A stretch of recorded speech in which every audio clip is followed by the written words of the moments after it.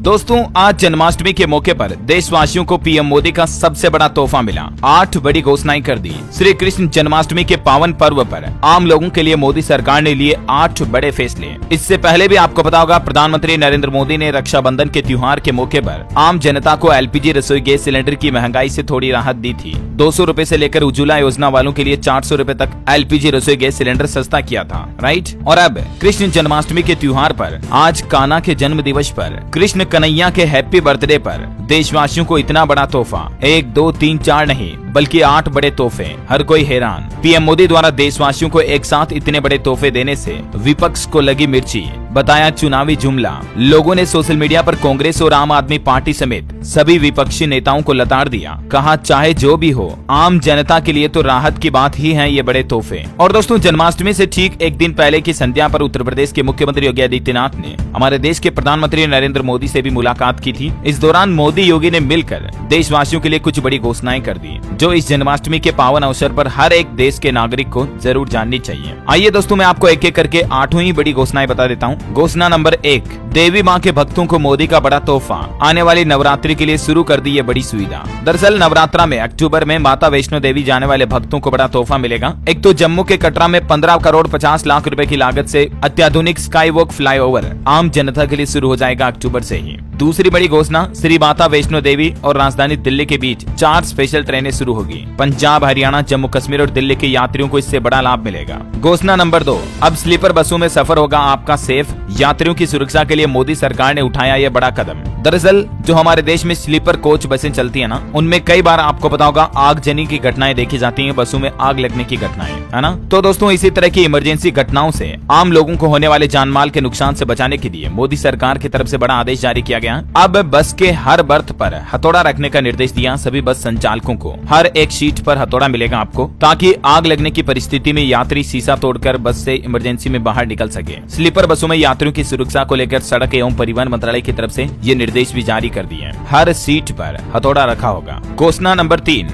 Driving licence को लेकर नए नियम जारी किए गए हैं। अब देश में सभी व्यक्तियों को QR कोड वाले स्मार्ट ड्राइविंग लाइसेंस ही मिलेंगे और ये ड्राइविंग लाइसेंस अब हमारे देश में नहीं बल्कि विदेशों में भी मान्य होंगे। हालांकि जिन लोगों के पास पुराने ड्राइविंग लाइसेंस पहले से हैं, वो फिलहाल चलते रहेंगे, लेकिन मोदी सरकार की तरफ से कृष्ण जन्माष्टमी के मौके पर DL को लेकर भी ये बड़ी घोषणा की गई है। चलिए घोषणा नंबर 4, इसी महीने 17 सितंबर को पीएम मोदी के जन्म दिवस पर देशवासियों को मिलेगा ये सबसे बड़ा तोहफा। दोस्तों, स्वतंत्रता दिवस पर दिल्ली के लाल किले से की गई घोषणा के मुताबिक प्रधानमंत्री नरेंद्र मोदी इसी महीने 17 तारीख को यानी कि 17 सितंबर को उनका जन्मदिन भी है और इस मौके पर 13,000 करोड़ की विश्वकर्मा योजना हमारे देश में लॉन्च करेंगे और इससे हमारे देश के 30 लाख कामगारों को बड़ा फायदा होगा। इस योजना से हमारे देश के छोटे कामगारों, श्रमिकों, कौशल वाले लोगों को मात्र 5% की ब्याज दर पर लोन मिलेगा। इस योजना का फायदा देश के किन किन क्षेत्र के लोगों को मिलेगा, इसके कुछ उदाहरण आप देख सकते हैं, जैसे लोहार हो गया, कुम्हार, राजमिस्त्री, धोबी, फूल का काम करने वाले, मछली का जाल बुनने वाले, ताला चाबी बनाने वाले, मूर्तिकार आदि लोग इसमें शामिल हैं। ऐसे सभी लोगों को विश्वकर्मा योजना के तहत मोदी सरकार 5% की ब्याज दर पर लोन देगी और अधिकतम 2 लाख रुपए तक का लोन इसमें मिल सकेगा। 17 सितंबर को लॉन्च हो रही इस योजना को तीनों मंत्रालय MSME, कौशल विकास और वित्त मंत्रालय की ओर से लागू किया जाएगा, है ना। और मोदी सरकार का अगला बड़ा फैसला देखिए दोस्तों, आम लोगों को टमाटर की तरह अब प्याज की महंगाई से राहत देने के लिए आज से सरकारी मोबाइल वैन से मिलेगा प्याज, वो भी 25 रुपए प्रति किलो की दर से बेचा जाएगा। जिस तरह से दोस्तों आपको पता होगा, जब हमारे देश में टमाटर अभी कुछ दिनों पहले 200-250 रुपए प्रति किलो तक महंगा हुआ था, उस दरमियान भी सरकार ने मोबाइल वैन के जरिए 70 रुपए, 80 रुपए किलो, फिर 60, फिर 40 रुपए किलो भी टमाटर बेचे थे, राइट। उसी तरह से आजकल प्याज काफी महंगे होने जा रहे हैं, तो सरकार ने कुछ फैसले भी लिए थे। हाल ही में प्याज के निर्यात वगैरह, एक्सपोर्ट पर भी बैन लगाया था और अब प्याज की बढ़ती कीमतों का आम लोगों को कोई दिक्कत न हो, इसीलिए सरकार ने राजधानी दिल्ली, NCR समेत देश के कई शहरों में मोबाइल वैन के जरिए कम कीमत पर प्याज बेचने की तैयारी कर दी है। आज से ही आपको सरकारी मोबाइल वैन आएगी आपके मोहल्ले में, जिसके जरिए 25 रुपए प्रति किलो की दर से प्याज खरीदने का मौका मिलेगा। कृष्ण जन्माष्टमी से ही मोदी सरकार की तरफ से ये सुविधा शुरू करने का ऐलान किया गया है। और वहीं दोस्तों, देश में बढ़ रही महंगाई को लेकर देखिए, भारतीय रिजर्व बैंक RBI के गवर्नर शक्तिकांत दास ने भी एक बयान दिया और उन्होंने कहा कि सब्जियों की कीमतों की वजह से जुलाई महीने में मुद्रास्फीति 7.4% हुई, लेकिन अब घट रहे हैं दाम, इसलिए देश में धीरे धीरे महंगाई दर भी वापस सुधर रही है। चलिए सरकार का और आरबीआई का अगला बड़ा फैसला देखिए, आम लोगों के लिए बड़ी राहत की बात है। अब आपको यूपीआई पर मिलेगा पहले से ही अप्रूव्ड लोन का ऑप्शन। फोन पे, पेटीएम, गूगल पे, भीम ऐप वगैरह यूपीआई पेमेंट सर्विस का तो आप सभी इस्तेमाल करते होंगे। आरबीआई की तरफ से सभी बैंकों को यूपीआई से प्री अप्रूव्ड लोन की सुविधा शुरू करने के लिए सर्कुलर जारी कर दिया है, जिसमें कहा गया है यूपीआई के दायरे में अब क्रेडिट को भी शामिल किया गया है। इस सुविधा के तहत व्यक्तिगत ग्राहक की पूर्व सहमति से शेड्यूल्ड कॉमर्शियल बैंक की ओर से प्री अप्रूव्ड लोन सुविधा के लिए भुगतान किया जा सकेगा। और इतना ही नहीं, हाल ही में तो आपको बताओगा हमारे देश में कई सारे बैंकों ने यूपीआई के जरिए डिजिटल रूपी के लेन देन की सुविधा भी शुरू कर दी है। मैंने आपको बताया था एसबीआई वगैरह, और अभी देखिए पंजाब नेशनल बैंक ने भी ई रूपी के जरिए यूपीआई पेमेंट लेन देन की सुविधा शुरू कर दी है। और इससे पहले भारतीय स्टेट बैंक एसबीआई ने भी ई रूपी बाई एसबीआई करके एक नया मोबाइल ऐप जारी किया। अगर आपका भी स्टेट बैंक में खाता है तो आप इस मोबाइल ऐप को डाउनलोड करके यूजर्स अब यूपीआई के जरिए डिजिटल करेंसी में ट्रांजेक्शन कर पाएंगे। एसबीआई ने अपने ग्राहकों के लिए ये नई सुविधा पेश की है मोदी सरकार के आदेश के बाद। और ये ई रूपी में आपको किस किस तरह के नोट मिलेंगे, देखिए जिस तरह से फिजिकल नोट होते हैं ना हमारे बाजार में चलने वाले 100, 200, 500 के, 2000 के नोटों को तो सरकार इस महीने लास्ट फिर बंदी करने जा रही है। तो इस तरह से अब आपके मोबाइल वॉलेट में मिलेंगे इस तरह से डिजिटल करेंसी, जैसे 2 का नोट, 5 का, 10 का, 20 का, 50, 100, 200, 500 और 2000 रुपए तक की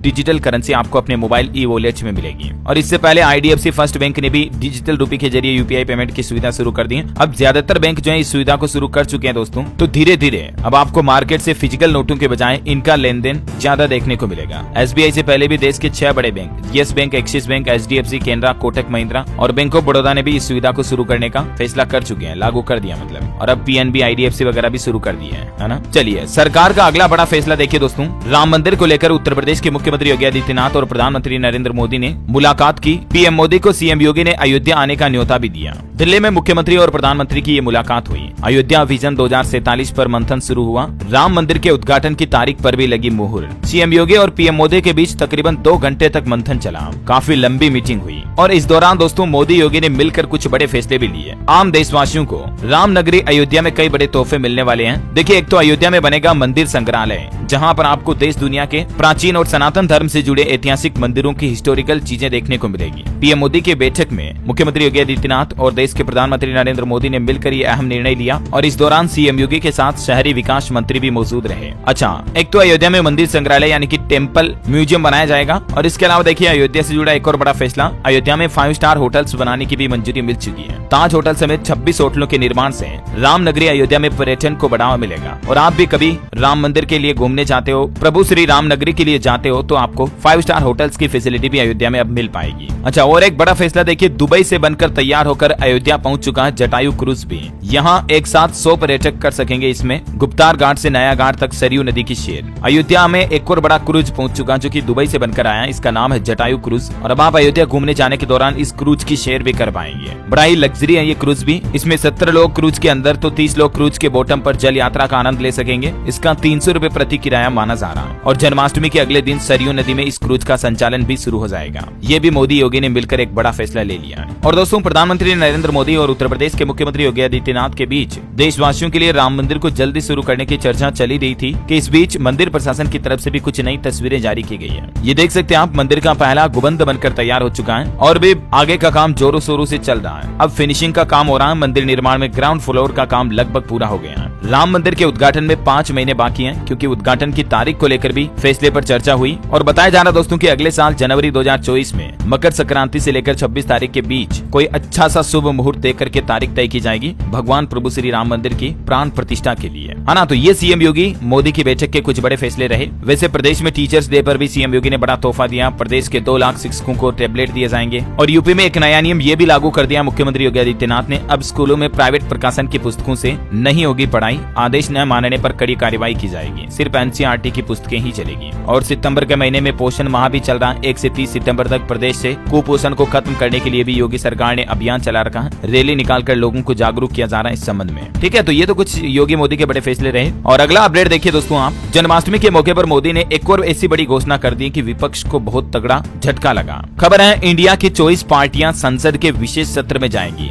सोनिया गांधी आज पीएम मोदी को लेटर लिखेंगी और बोल रही है स्पेशल सेशन बुलाने का एजेंडा क्या है। दरअसल बात कुछ यूं है, प्रधानमंत्री नरेंद्र मोदी ने देश में G20 बैठक खत्म होने के बाद संसद का विशेष सत्र बुलाया है और बताया जा रहा है दोस्तों कि इस विशेष सत्र में इंडिया का नाम बदलकर भारत करने पर चर्चा हो सकती है, क्योंकि विपक्ष ने अपने गठबंधन का नाम इंडिया रखा तो अब मोदी सरकार कहीं पर भी इंडिया शब्द का इस्तेमाल नहीं कर रही है। देखिए, पीएम मोदी के इंडोनेशिया दौरे के कार्ड पर भी भारत लिखा गया। अब भारत कुछ जगहों पर G20 के लिए जो इनविटेशन कार्ड भेज रहा है देशों में, वहाँ पर भी the president of Bharat, the prime minister of Bharat, ये चीजें लिखी जा रही है। जबकि पहले कहीं पर भी प्रेसिडेंट ऑफ इंडिया या प्राइम मिनिस्टर ऑफ इंडिया लिखा जाता था, लेकिन जब से विपक्ष ने इंडिया नाम रखा अपने गठबंधन का, उसके बाद से मोदी सरकार ने भारत शब्द का इस्तेमाल करना शुरू कर दिया। और बताया जा रहा है दोस्तों कि आज से ठीक 74 साल पहले 18 सितंबर 1949 को पहले संविधान सभा की बैठक में बहस हुई थी कि देश का नाम भारत रखा जाए या इंडिया। अब 18 सितंबर 2023 को तारीखों पर गौर कीजिए जरा, मोदी सरकार ने विशेष सत्र बुलाया है और हो सकता है कि इस दिन देश का नाम इंडिया की जगह भारत करने पर चर्चा हो। प्रेसिडेंट ऑफ भारत जब लिखा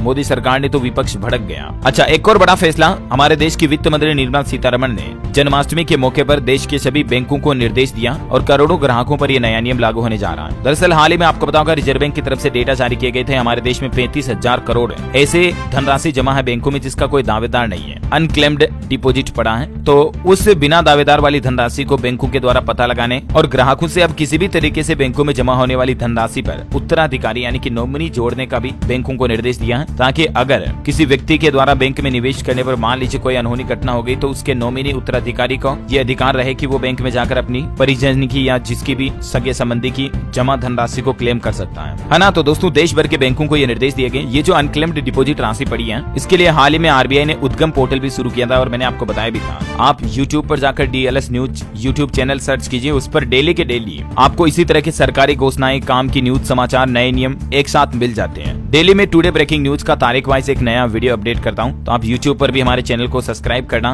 और Facebook पर इस वीडियो को लाइक और शेयर जरूर करना। अपने सभी दोस्तों के साथ प्रोफाइल पर शेयर कर दो, बहुत ही महत्वपूर्ण जानकारी आज आपको मिली होगी, ठीक है। और Facebook पेज को फॉलो और लाइक भी जरूर कर लेना। आप सभी को कृष्ण जन्माष्टमी की ढेर सारी हार्दिक शुभकामनाएं। कमेंट बॉक्स में जय श्री कृष्णा लिखना बिल्कुल भी मत भूलिएगा, फटाफट से लिख दीजिए। धन्यवाद दोस्तों।